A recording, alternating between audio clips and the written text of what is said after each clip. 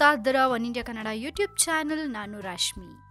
ಭಾರತದ ಮುಂದಿನ ರಾಷ್ಟ್ರಪತಿಯ ರೇಸ್ ನಲ್ಲಿ ಅದೆಷ್ಟು ಜನರ ಹೆಸರನ್ನ ಕೇಳ್ತಾ ಇದ್ದೀವೋ, ಸೀರಿಯಸ್ಲಿ ದಿನಕ್ಕೊಂದೊಂದು ಹೆಸರುಗಳು ಕೇಳಿ ಬರ್ತಾ ಇವೆ. ಇಷ್ಟು ದಿನ LK ಅಡ್ವಾಣಿ ಹೆಸರು ಕೇಳಿದ್ವಿ, ಮುರಳಿ ಮನೋಹರ್ ಜೋಶಿ ಹೆಸರು ಕೇಳಿದ್ವಿ, ಇನ್ನು ರಜನಿಕಾಂತ್ ಹೆಸರು ಕೇಳಿದ್ವಿ, ಅಮಿತಾಬ್ ಬಚ್ಚನ್ ಹೆಸರು ಕೇಳಿದ್ವಿ, ಹಾಗೆ SM ಕೃಷ್ಣ ಅವರ ಹೆಸರು ಕೇಳಿದ್ವಿ, ಮೋಹನ್ ಭಾಗವತ್ ಅವರ ಹೆಸರು ಕೇಳಿದ್ವಿ. ಇನ್ನು ಇದೀಗ ಸಂತೋಷ್ ಹೆಗ್ಡೆ ಕೂಡ ರಾಷ್ಟ್ರಪತಿ ಆಗ್ಲಿ, ಇದಕ್ಕೆ ಆನ್ಲೈನ್ ಅರ್ಜಿಗೆ ಸಹಿ ಹಾಕಿ ಅಂತ ಹೇಳ್ತಾ ಇದ್ದಾರೆ. ಇನ್ನು ಸಂತೋಷ್ ಹೆಗ್ಡೆ ಬಗ್ಗೆ ತುಂಬಾ ಜನಕ್ಕೆ ಗೊತ್ತಿರುತ್ತೆ. ಇನ್ನು ಇವರು ಭಾರತದ ಮುಂದಿನ ರಾಷ್ಟ್ರಪತಿ ಆದ್ರೆ ಹೇಗಿರತ್ತೆ ಗೊತ್ತಿಲ್ಲ, ಅದಕ್ಕೆ ನೀವೇ ಉತ್ತರ ಕೊಡ್ಬೇಕು. ಸಂತೋಷ್ ಹೆಗ್ಡೆ ಅವರು ಯಾರು, ಹಾಗೆ ಅವರು ಹೇಗೆ ರಾಷ್ಟ್ರಪತಿ ಆಗ್ತಾರೆ ಅದನ್ನ ತಿಳ್ಕೊಳ್ಳೋಣ ಬನ್ನಿ. ನಿವೃತ್ತ ನ್ಯಾಯಮೂರ್ತಿ ಸಂತೋಷ್ ಹೆಗ್ಡೆ ಅವರನ್ನ ಮುಂದಿನ ರಾಷ್ಟ್ರಪತಿಯನ್ನಾಗಿಸಿ ಅಂತ ನರೇಂದ್ರ ಮೋದಿ ಸರ್ಕಾರಕ್ಕೆ ಆನ್ಲೈನ್ ಅರ್ಜಿಯನ್ನ ಸಮಾನ ಆಸಕ್ತರ ಗುಂಪೊಂದು ಹಾಕಿದೆ. ಡಾಕ್ಟರ್ ಭಾನುಪ್ರಕಾಶ್ ಎಂಬುವರು ಆರಂಭಿಸಿರುವ ಈ ಆನ್ಲೈನ್ ಅರ್ಜಿ ಅಭಿಯಾನದ ಫಲಿತಾಂಶವನ್ನ ಭಾರತೀಯ ಜನತಾ ಪಕ್ಷ, ಕಾಂಗ್ರೆಸ್, JDS, JDU ಮುಖಂಡರಿಗೆ ತಲುಪಿಸಲಾಗುತ್ತೆ. ಸದ್ಯಕ್ಕೆ ಸಹಿ ಹಾಕದವರ ಸಂಖ್ಯೆ 1500 ಒಳಗೆ ಇದ್ರು ಈ ಬಗ್ಗೆ ಫೇಸ್ಬುಕ್ ನಲ್ಲಿ